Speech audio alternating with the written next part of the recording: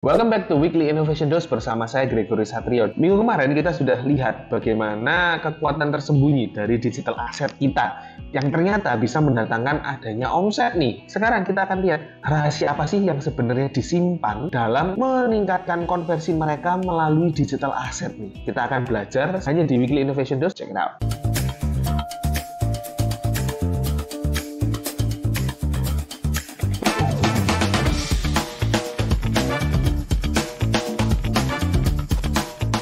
Kita hari ini akan membongkar rahasia konversi digital asset untuk jadi omset. Pernah nggak sih teman-teman itu merasa frustasi, merasa capek atau kesel dah? Kita sudah bikin konten bagus-bagus, semenarik mungkin, tapi ujung-ujungnya ya gitu-gitu aja. Kontennya sih menarik, tapi hasilnya tidak semenarik kontennya. Tenang, teman-teman nggak sendirian kok. Banyak marketer-marketer lain nih yang sebenarnya mengalami kesulitan dalam mengkonversi digital asset mereka untuk jadi omset. Di dalam video hari ini kita akan membongkar rahasia-rahasia dari mereka yang sudah berhasil mengkonversi digital asset mereka menjadi omset. Kita akan sedikit menggali lebih dalam tentang tips dan trik yang sudah pernah berhasil sukses dilakukan oleh marketer-marketer. Dua kisah utama. Yang pertama kita belajar dari Jonathan Kow alias cerita Om Botak, dan selanjutnya kita juga akan belajar dari David Alva Sunarna. Nah, siapakah mereka? Yuk kita sama-sama pelajari lebih dalam lagi. Nah, kalau kita belajar dari kisah Om Botak sendiri, beliau adalah seorang marketer di bidang marketplace nih. Jadi dia jualan, punya toko online, dan mungkin teman-teman sekalian bisa follow Instagramnya mungkin ya, cerita Om Botak yang kayak gini nih. Beliau sering berbagi pengalaman beliau sendiri di dalam menjalankan marketplace yang dia punya nih. Tapi yang mau saya angkat di sini adalah kalau kita belajar di marketplace mereka, di marketplace sendiri itu semua digital asset, mulai dari foto produk, deskripsi produk, promosinya, itu semua digital asset, dan dia bisa mengonversi dengan baik. Nah, nggak jarang orang yang setelah check out Instagram dia, cek tokonya juga. Jadi itu yang membuat konten yang menarik seperti yang sudah disebutkan di video sebelumnya. Kalau belum bisa cek di sini ya, bahwa konten yang menarik itu akan meningkatkan konversi karena orang tertarik dulu nih. Kalau sudah tertarik dia akan coba. Jadi kalau belajar dari Jonathan Kow atau cerita Om Botak ini, konten-konten yang menarik itu perlu supaya apa? Supaya meningkatkan interest. Setelah ada interest baru orangnya kita bisa konversi. Nah, aset-aset, semua aset yang dia punya dia optimalkan dengan baik, mulai dari foto-fotonya, deskripsinya, sampai ada video-video juga untuk keterangan produk-produk dia. Nah, tapi kalau itu kan perkara produk yang barangnya ada, bisa kita foto, bisa kita lihat. Nah, sekarang kalau jasa seperti apa? Kalau jasa kita bisa belajar dari Abang David Alva Sunarna. Nah, beliau ini adalah seorang programmer ya. Dia adalah programmer, ini channel YouTube-nya. Nah, Bang David Alva Sunarna ini atau Bang David itu seringkali sharing tips nih, sharing tips bagaimana coding yang baik itu gimana, coding-coding yang rapih, standarnya corporate itu seperti apa, mana yang ngasal, mana yang baik. Nah, di dalam ini biro programming yang sering membantu penjual-penjual atau UMKM Indonesia untuk melakukan ekspor. Dan beliau cerita banyak loh, mulai dari testimoninya, websitenya sendiri, nomor-nomor kontak yang memang dibutuhkan untuk bisa bikin website sebagus itu. Nah, itu adalah aset-aset digital dan dia bisa jualan loh. Itu jasa yang nggak kelihatan loh. Nah, sebenarnya apa sih dari dua orang ini yang sudah sukses kita sampaikan tadi, ada Pak Jonathan Kow, ada juga Bang David. Maka sebenarnya mereka mengalami kesulitan nggak sih?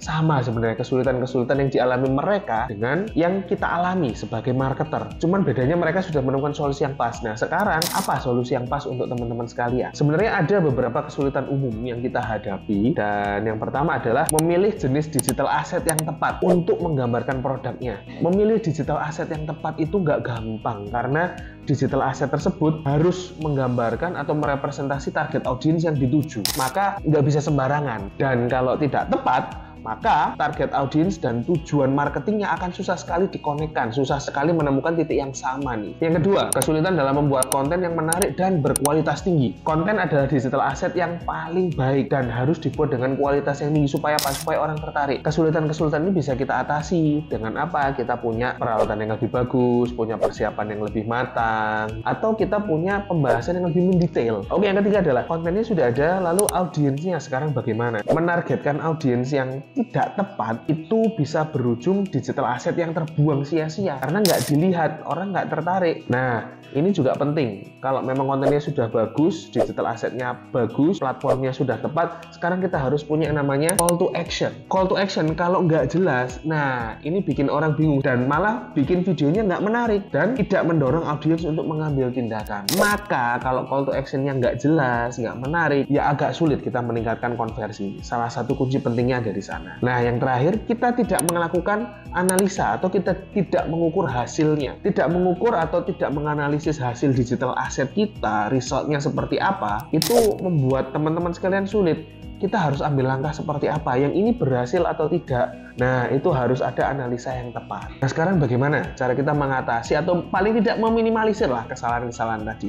Yang pertama, kita harus punya pengetahuan yang dalam mengenai industri kita. Digital asset itu hanya sebagus penggunanya dan juga harus relate dengan industrinya. Kalau nggak relate dengan industrinya, nggak punya pengetahuan tentang industri, agak susah karena untuk menentukan audience, call to action, nah itu semua bergantung dengan industri masing-masing teman-teman semua. Dan yang terakhir adalah kita harus bisa meningkatkan sumber daya kita, baik dari hardware, software, maupun skill kita masing-masing. Sumber daya ini perlu kita tingkatkan, karena dengan kekurangannya sumber daya, seperti waktu, tenaga, itu mengurangi efektivitas kita dalam mengelola digital aset yang efektif. Jadi pada dasarnya untuk meminimalisir itu semua, kita harus satu, pelajari dulu digital asetnya seperti apa, dan bagaimana cara penggunaannya efektif, beserta platform-platform yang menyertai. Lalu kita bisa optimalkan sumber daya yang kita punya. Memanfaatkan sumber daya yang tersedia, artinya kita bisa ambil online resources seperti template, tools-tools gratis, dan juga layanan-layanan terutama chat, GPT, atau AI. Nah, itu kita bisa manfaatkan supaya mendapatkan insight yang lebih bagus dan sumber daya kita bisa kita optimalkan dengan adanya bantuan-bantuan itu. Sekarang gimana caranya kita meningkatkan konversi dan menghindari kesalahan-kesalahan tadi yang di atas? Nah, untuk lebih detailnya tadi, saya sudah sampaikan bahwa kita dari SLC Marketing mengadakan workshop nih. Nah, dalam workshopnya itu kita akan bahas dengan detail apa saja yang perlu kita siapkan, apa saja yang perlu kita matangkan dalam pemanfaatan digital asset supaya apa? Konversi kita lebih tinggi. Ketika konversinya lebih tinggi, maka kita akan mendapatkan sales yang lebih tinggi juga dong. Di dalam melakukan konversi, meningkatkan konversi digital asset menuju omset ini, teman-teman sekalian bisa catat tanggalnya pada tanggal 27 Juni 2024 ini di Hotel Java Paragon Surabaya. SLC Marketing mengadakan Digital Selling Strategi, di mana kita akan bahas dengan detail bagaimana mengubah digital asset menjadi omset, dan juga akan ada promo khusus buat teman-teman yang daftar hari ini juga. Dan see you di dalam Digital Selling Strategy. Keep stupid to grow inside.